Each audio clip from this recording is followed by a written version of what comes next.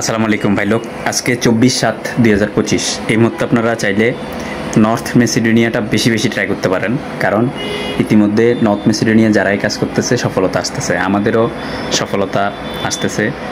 এবং Serbia try করতে পারেন, ইতিমধ্যে যারা সার্বিয়া নিয়ে কাজ করতেছে, সার্বিয়া প্রচুর কাজ হচ্ছে।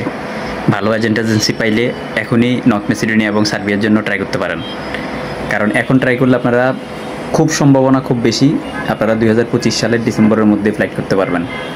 তবে সার্বিয়া বলেন মেসিডোনিয়া বলেন, যেখানেই পাসপোর্ট জমা দেন 1 বছর সময় হাতে নিয়ে মাঠে নামবেন।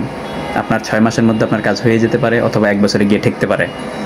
এই ধরনের মেন্টালিটি সেট আপ করে, এই ধরনের মন মানসিকতা নিয়ে আপনারা মাঠে নামবেন, তাহলে কিন্তু ইউরোপের বাজারে আপনি পাসপোর্ট ঢুকানোর পর হতাশায় ভুগবেন না। আর আরেকটা জিনিস হচ্ছে, ধার দেনা করে যারা ইউরোপ যেতে চাচ্ছেন আপনারা এটা করবেন না, কারণ ইউরোপের কাজটা হচ্ছে অনিশ্চিত। আজকে একটা দেশ খুব ভালো ভিসা দিচ্ছে, আগামীকালকে কিন্তু বন্ধ করে দিচ্ছে। এখন আপনি আজকে ভালো ভিসা দেখে আপনি ফাইল জমা দিয়ে কালকে কিন্তু আপনি সফলতার দ্বারপ্রান্ত পর্যন্ত পৌঁছাই গেলেও কিন্তু আপনার কাজটা থমকে যেতে পারে।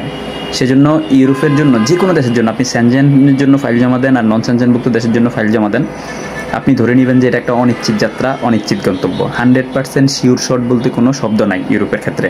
যেমন এখন সার্বিয়া এবং মেসিডোনিয়া মোটামুটি বাংলাদেশিদেরকে ভালোই ভিসা দিচ্ছে, এখন আপনি ধরে নিতে পারেন শিওর শট, কিন্তু তবুও আপনি ধরে নেবেন যে আপনার এই কাজটা হইতেও পারে, নাও হইতে পারে। এটা ভেবে আপনি ট্রাই করতে পারেন।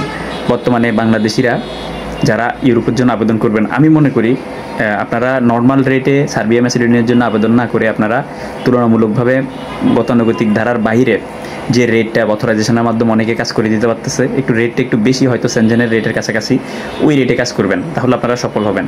আপনারা তুলনামূলকভাবে কম রেটে কাজ করতে গিয়ে দেখবেন যে, আমরাও 2024 সালে দেখলাম যে আপনার 7 লাখ, 7.5 লাখ, 8 লাখ বা 8.5 লাখ এই রেটের যে কাজগুলো, এই কাজগুলো কিন্তু থমকে থাকে এবং এই কাজগুলো হয় না।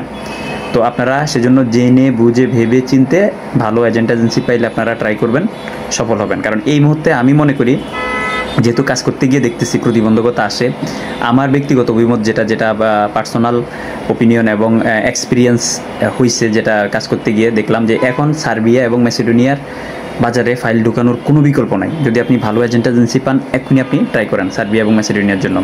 এছাড়া পর্তুগাল D1 ক্যাটাগরির প্রচুর ভিসা দিচ্ছে বাংলাদেশিদেরকে, প্রচুর ভিসা, যেটা আপনার কল্পনা করতে পারবেন না। যদি আপনার বাজেট যদি বেশি থাকে এবং আপনি যদি ইন্ডিয়া যাওয়ার মন মানসিকতা রাখেন আর যদি ভালো মাধ্যম পান, পর্তুগাল D1 ক্যাটাগরির জন্য এখনই ট্রাই করেন। এখনই মুখ্যম সময়, আপনি 6 মাসের কম বেশি সময়ের ভিতরে কিন্তু আপনি পর্তুগাল থাকতে পারবেন, যদি ভালো মাধ্যম দেখে ফাইল জমা দিতে পারেন।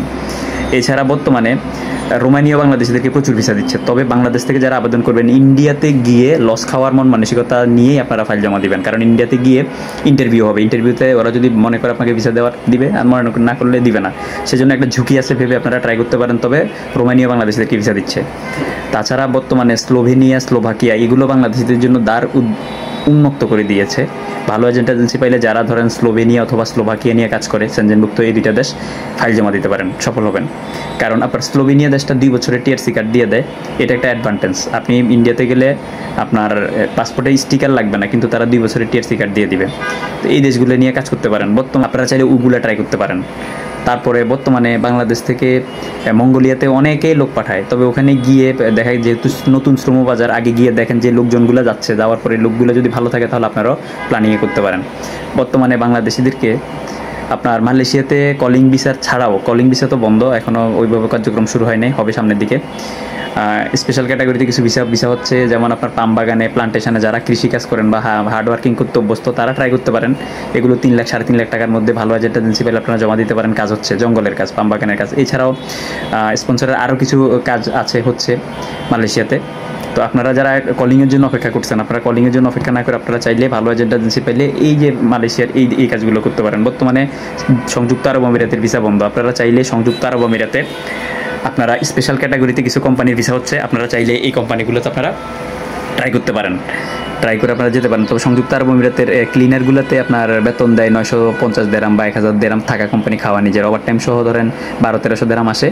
থাকা খাওয়া বাদ দিয়ে হয়তো আপনার, যেহেতু কোম্পানি থাকা দিচ্ছে, 30,000 টাকার কম বেশি দেশে পাঠানো যাবে। যারা ফ্রেশ লোক তারা ট্রাই করতে পারেন।